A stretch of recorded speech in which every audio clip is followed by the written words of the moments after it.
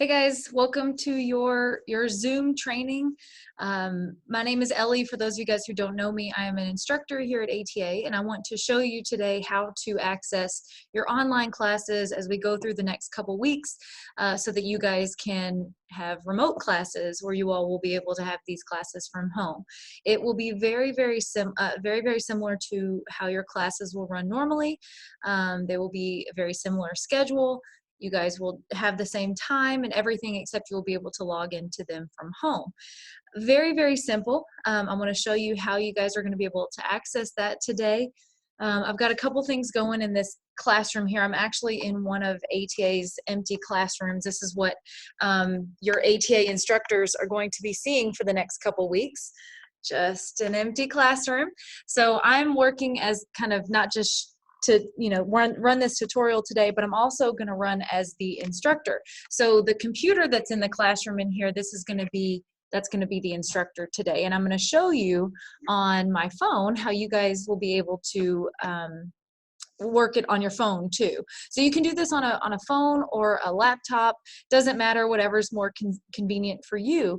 What will happen is, and really simple, it's just through a link that an instructor will send you. You just have to click on the link at that time, and then the instructor will start it's called a meeting on Zoom. So what happens is what you'll have to do first is you will have to download an app called Zoom on your phone. You can download it on your computer as well if that's easier for you. You can just, on your computer, once it's sent to your email, you can just accept the link on your email, and it should prompt you to then get that on your computer. But if you want to download it on your phone, again, it is called Zoom. I don't know if you can see my screen here, but it is called Zoom, and that's what that looks like.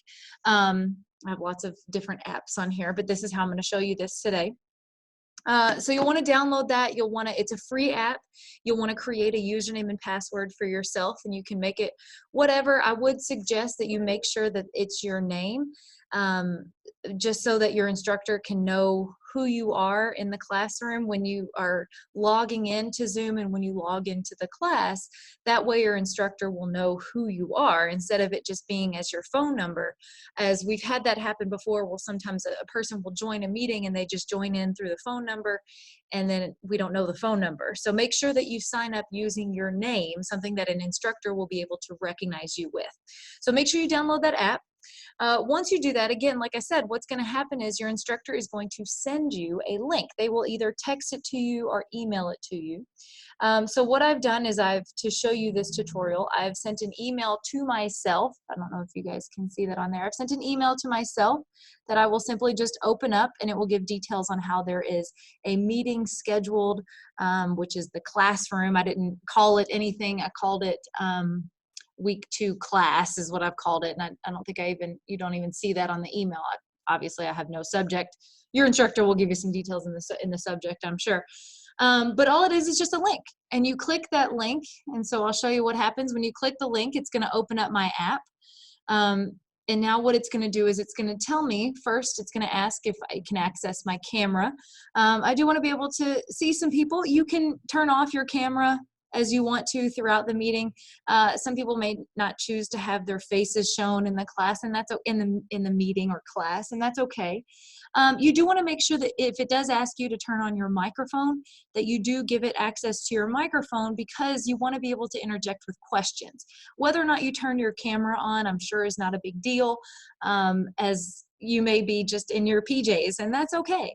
But you do want to be able to interject and ask questions. So be sure to give it access to your microphone if it does ask for that.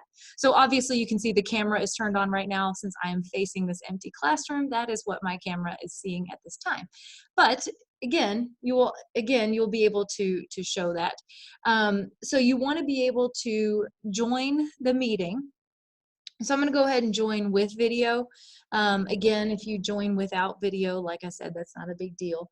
But I'm going to join with video just so that the instructor would be able to see me if need be. Now, what it's going to tell me, see how it says to hear others, please join audio. So you can use internet audio, or it will give you the option to dial in. Internet audio is just fine. So I'm going to use, now there's going to be a little bit of a repeat. Let me see. But I'm going to click. I'm going to click on mute. It's because I have so many things going. Turn this off first. Okay. Sorry, I'm gonna leave for a second. Because I have so many computers going on right now, it's gonna be kind of a thing. What it may tell you at the very beginning, because it looks like I've already, as the instructor on this computer, I have already started the meeting. It may ask you at the very beginning, or it may not ask you. It's going to tell you you're waiting for the host to start the meeting. If it does tell you that, it simply just means that the instructor needs to start the meeting. And once that happens, everything you just saw on my phone will come up. It will show up as you're there, you're in the meeting, and then it will show your instructor. What I'm going to show you here, so as if I'm the instructor right now in your classroom, how it will be conveyed to you is the exact same way this video is being sent to you at this very moment. So what will happen is your instructor will be able to share their screen with you. Let me, I tell you what, let me actually get something open before I share my screen with you, and I can share a PowerPoint of some sort. Obviously, there's going to be a little bit of an echo, even if I mute it. What you'll be able to do in that meeting, let me see if I go back to that. I wonder if I can mute the instructor. Let me see if this will work this time. Hold on. I'll join without video this time. Use internet audio. Let's see if there's going to be a little bit of a repeat here. Okay. Yeah. So I'm gonna mute. Okay. So what's happening is the screen that you're seeing, I know it's me, but see how it's the side of me? That's because it's the instructor computer is over here on the side. And now let me show you what's going to happen. So here's your instructor talking to you on the meeting. What's going to happen is your instructor will be able to share their screen with you, and they will be able to share a PowerPoint, and that's what I'm trying to do on the screen here, so it will show up on my phone. See, there it goes. And then this person is now sharing the PowerPoint that they want to walk through. There we go. See, you can see I'm sharing the skeletal system PowerPoint. Your instructor goes up into the upper corner of your phone or of your laptop, whatever it is that you're using. And as they click through the PowerPoint, they can explain these things to you as they continue to go through. So it works just like a classroom. They'll be able to go through any PowerPoint, explaining any details to you as they go throughout the lecture. So they're going to treat it just like a regular lecture. What you'll be able to do at the same time, and let me make sure, see how I have myself muted right now? I also have myself where I've turned my video off. Every once in a while, if you need to ask a question, you'll be able to unmute that microphone. And your instructor will have kind of a chat screen where they will be able to see, and you may as well, as more participants join right now, since I just have one person, this phone, in this class. I don't have a chat on the side. Sometimes in Zoom meetings, you will see a chat, and so you'll be able to see other people's questions if they're typing in questions. But since it's on the phone, it might be a little bit more difficult. Let me see. See if let me show you what I just did there. So see down here, I've muted myself. Sorry if that's a little blurry. I've muted myself, turned off the video, but then there's a more option, those little 3 dots down there. I don't know if that's focused for you guys, but there's a chat, meeting settings, minimize meeting, raise hand. If you want to raise your hand for the instructor, they may or may not catch that, but there's a chat, and when the chat comes up just like a text message, so that all the classmates, you'll be able to communicate on this, and your instructor will be able to see this too, so that if questions are asked throughout the lecture, if you just want to type that in like a text message, you'll be able to ask any questions or just communicate about the class through the chat feature. But there's nothing wrong too, as long as your instructor's okay with it, with just pushing that unmute button and just interjecting without, throughout the lecture. I would keep that mute on the whole time while your instructor is talking, but if you just have a random question about it, I'm sure that's okay to just unmute. Your instructor may give you some details at the beginning of class and may say to just interject throughout the class if you want to, but please know that that chat feature is there too if you want to use it. And your instructor is aware of this, of how this works, on how that you will be muted throughout the class and that you can unmute and ask questions just like you're in the classroom, and use that chat feature too, so that you and all your classmates can just type in some questions should you have any. And again, so that's what you will see as they continue to just click through the lecture as they move forward. I'm sorry, this looks blurry to me, so I hope it's pretty clear to you.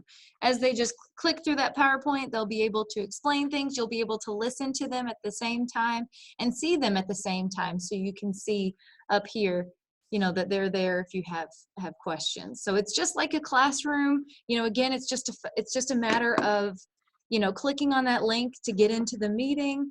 And then joining, again, like I said, with or without video. If you want people to see your face, that's fine. If you don't, that's fine too.